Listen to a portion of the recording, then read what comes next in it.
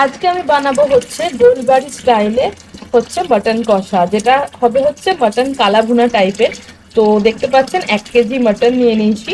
এবার এটাকে আগে ভালো করে ধুয়ে আনি। চলুন। তো দেখতে পাচ্ছ কড়াইটা বসিয়ে দিয়েছি। এইবারে এক এক করে চলো দিয়ে দিই। প্রথমে দিয়ে দেবো হচ্ছে জিরে, গোটা জিরে।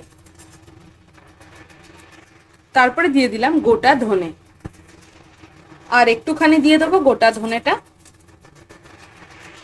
তারপরে দিয়ে দেবো গোটা গরম মশলা, আর দিয়ে দিচ্ছি হচ্ছে গোটা গোলমরিচ।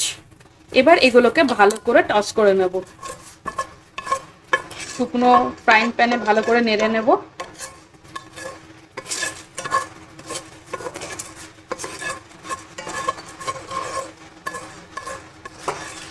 ভালো করে টস করা হয়ে গেছে। তাহলে এবার আমি এটাকে মিক্সিতে পেস্ট করে নেব। চলো,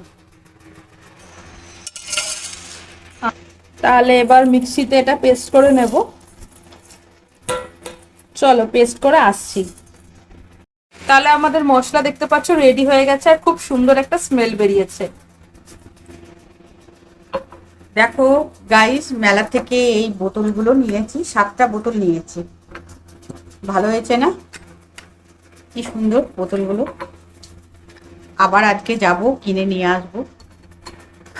তাহলে এই মশলাটা মা আমাদের পুরোটা লাগবে না, তাই না, তো? এটা অল্প দিলেই হয়ে যাবে। তো বাকিটা আমরা বোতলের মধ্যে ঢুকিয়ে দিচ্ছি।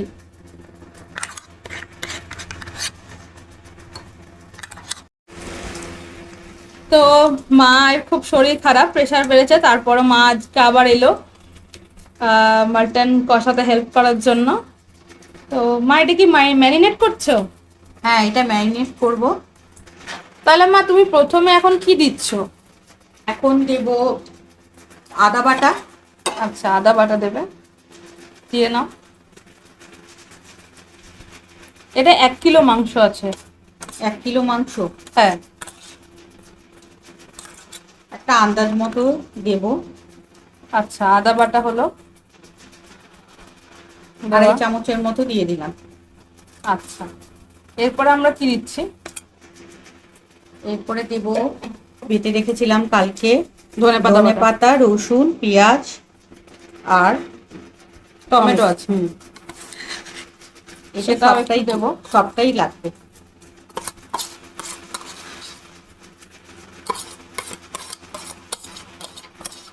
এগুলো দিলে আর কালার ভুনা আলাদা কালার করতে হবে না, এগুলোতেই হয়ে যাবে, কালারটা ধরে নেবে। হ্যাঁ, আচ্ছা, তাহলে আমরা সবটা দিয়ে দিলাম।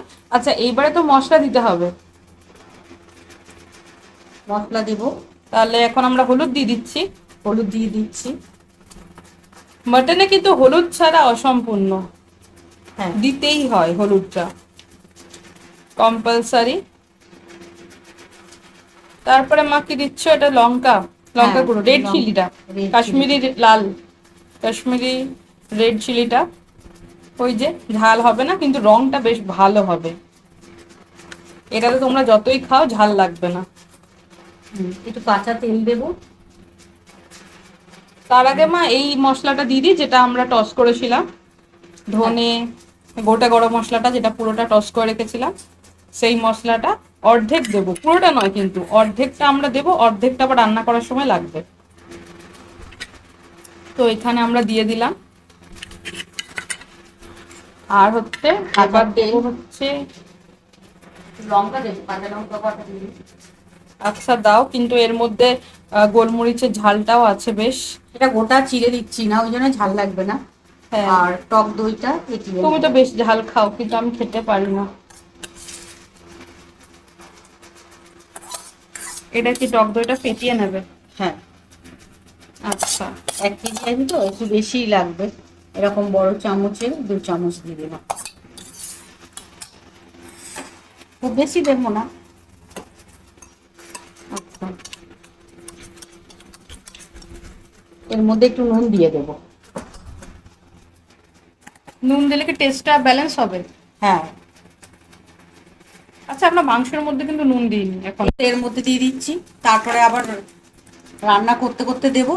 এখন এর মধ্যে দিয়ে নুন দিয়ে। আচ্ছা, তুমি বলছিলে এখানে কি সর্ষের তেল দেবে, সর্ষের তেলটা দেবে? হ্যাঁ, সর্ষে তেল দেবো, তাহলে মশলাগুলো পুরো মাখা মাখা হবে।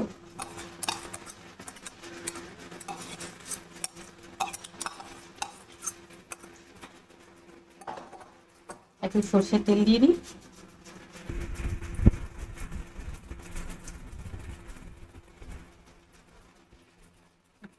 তাহলে একটু সরষের তেল দিয়ে দিলাম, এবার পুরোটা ম্যারিনেট করবে, তাই তো? হাত দিয়েই মাখবো, হাত ধোয়া।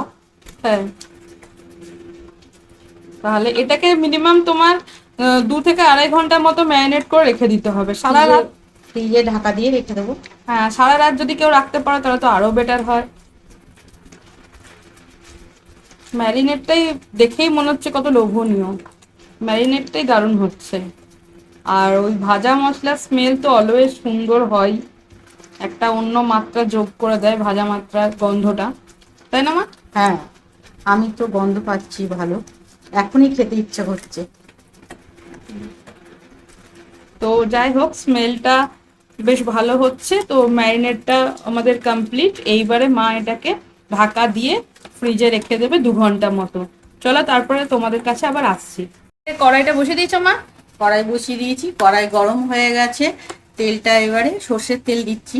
আচ্ছা, যে কড়াই আমরা কিন্তু ওইটা টস করেছিলাম সেইটাতেই করে নিচ্ছি। একটু বেশি তেল লাগে মটনে। 1 কেজি আছে। হ্যাঁ, ব্যাস, আর লাগবে না। 1 কেজি মাটনটাতে একটু তেল লাগে, চিকেনে তুমি তেল ছাড়াও হয়ে যায়, মাটনে একটু তেল তো লাগবেই। চলো ততক্ষণ এটা গরম হোক। তাহলে মা তেলটা গরম হয়ে গেছে? হ্যাঁ, তেজপাতা। আচ্ছা, এবার তাহলে মা তুমি কি দিচ্ছ? এবারে দিয়ে দেব তেজপাতা, 2টো তেজপাতা আর একটা শুকনো লঙ্কা। আর কালা ভুনার কালারের জন্য কি দেবে? চিনি? একটু চিনি দেব।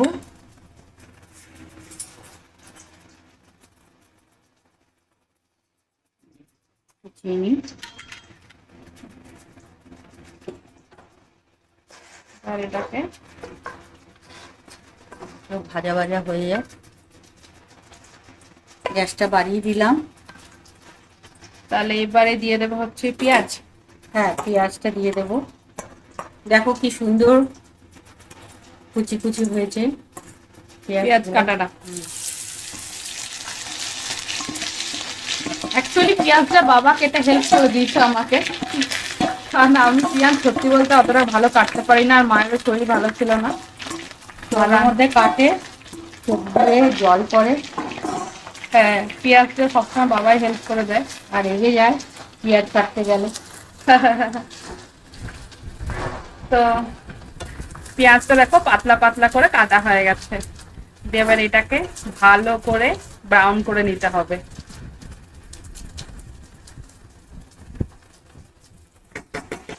এটা কি ঢাকা দিয়ে দিয়ে মা ভাজবে? হ্যাঁ, ঢাকা দিয়ে ভাজলে তাড়াতাড়ি নরম হয়ে যাবে। আচ্ছা, এবারে খুলে দেখি কতটা পেঁয়াজটা ভাজা হয়েছে। দেখো জল বেরোচ্ছে বাবারে। একটু নুন দিয়ে দাও মা, তাহলে তো কি নরম হবে বলছিলে। হ্যাঁ, নুন তো দিয়ে দেওয়া আছে,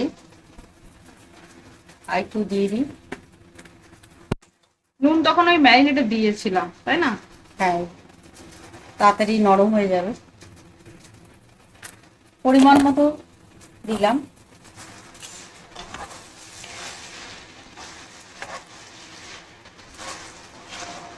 গ্যাসের ফ্লেমটা হাই করে দিলাম।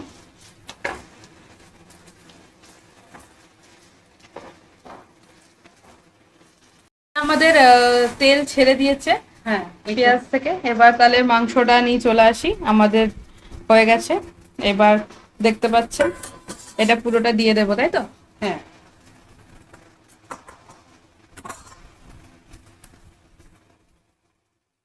তাহলে এবার পুরো ম্যারিনেট করা মাটনটা দিয়ে দেওয়া হচ্ছে। তাহলে এবার এটাকে কষতে থাকবে তো? হ্যাঁ, এটা একবার নাড়াচাড়া করে দিই তলার থেকে উপরে, কেননা পেঁয়াজগুলো ভাজা হয়েছে তো পুরো মেখে যাবে। হ্যাঁ, তাহলে এবার মা কষতে থাকবে।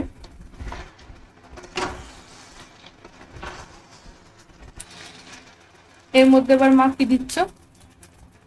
এবারে মিট মশলা দিচ্ছি।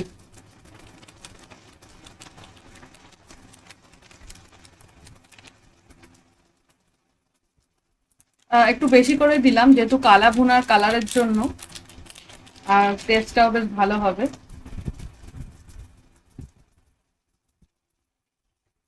এবার মিক্স করে নেবে, তাই তো? হ্যাঁ, মিক্স করে নেব। এটা ভালো করে এবার মিক্স করে নাও।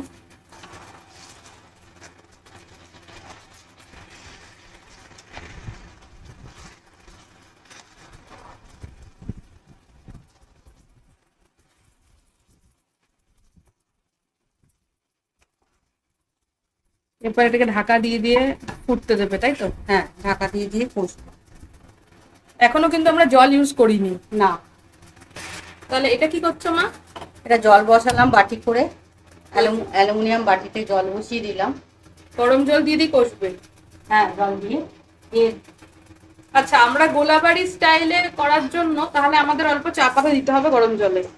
হ্যাঁ, তাহলে একটা সামান্য, একদম সামান্য দেব, সামান্য দেব চা পাতা, ব্যাস। এইবারে এই চায়ের চাটা ছাড়তেও হবে ভালো করে কালারটার জন্য। গোলবাড়িতে কিন্তু চা পাতা মাস্ট দেওয়া হয় কালারে। তাহলে এটাকে আমরা অল্প করে ছেঁকে নিলাম, এই অল্প একটু জল দেব কালারের জন্য, তাই তো? হ্যাঁ। আর বাকিটা মা লাল চা করে খেয়ে নেবে। এখন আমাকে লাল চাই খেতে হচ্ছে। আগে লাল চা খেতাম না, একদম খেতাম না, দুধ না হলে হতোই না। এখন আমাকে সেটাই খেতে হচ্ছে। তাহলে মা ঢাকা খুলে নিয়েছে, এবার এর মধ্যে এবার দেবে, তাই তো? অল্প দিয়ে কষাবে। হুম।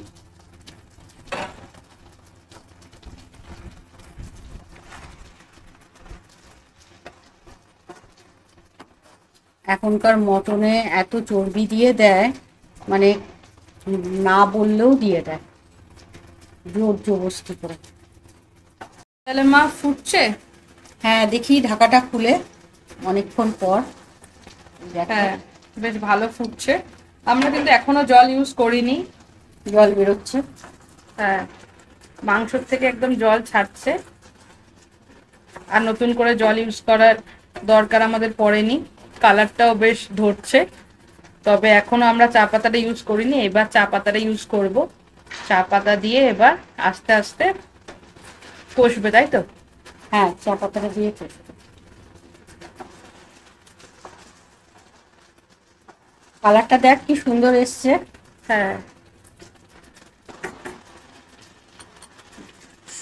এই দেখো ছেঁকে রেখেছি চা পাতাটা। আমাদের অল্প দেবে, তাই তো? চা পাতার জল। তাহলে অল্প দেবে, কালারটা আসবে। গোলবাড়ির মাটনে চা পাতাটা ইউজ হয় কালারের জন্য। দেখি, আমরাও ট্রাই করে, প্রথমবার ট্রাই করছি, কেমন হয় দেখি, কালারটা কেমন আছে শেয়ার করছি। তোমরাও ট্রাই করো ঘরে। দেখতে আর স্মেলটা কিন্তু দারুণ হয়েছে।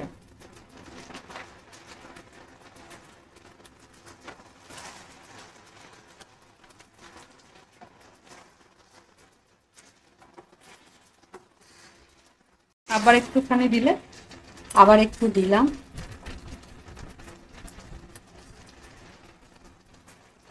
3 হাতার মতো দিয়েছি। আচ্ছা, আর দেব না। এবারে রংটা চলে আসবে।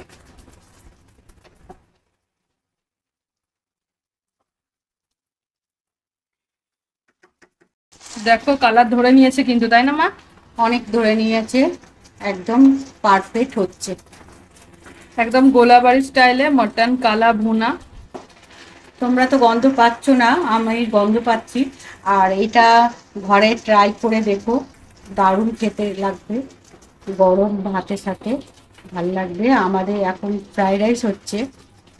ফ্রাইড রাইস আর মটন কষা আজকের মেনু। হ্যাঁ, এইটা হওয়ার পরে ফ্রাইড রাইস হবে। হ্যাঁ, আমার মেয়ে করে, খুব সুন্দর করে।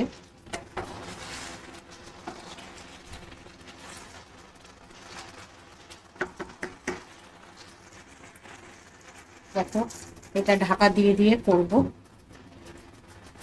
তাহলে কষে তোমাদেরকে আবার দেখাচ্ছি একদম শেষের দিকে। হ্যাঁ। ব্যাপক কালার এসছে তাহলে আমাদের। হ্যাঁ, তাহলে আমাদের রেডি কালা বোনা মাটন। তাহলে আমাদের দেখতে পাচ্ছেন রেডি হয়ে গেছে হচ্ছে খানিকটা গোলাবাড়ি স্টাইলে কালা ভুনা মাটন। তাহলে মা বলে দাও দর্শকদের, আমাদেরকে ভিডিও ভালো লাগলে কি করতে হবে? সাবস্ক্রাইব করতে হবে আর শেয়ার করতে ভুলবেন না, আর একটা লাইক দেবেন, আমার পাশে থাকবেন। একদম। তাহলে সবাই ভালো থাকবেন, আবার আসছি নতুন কোনো রেসিপি নিয়ে। ততদিন ভালো থাকুন, সুস্থ থাকুন।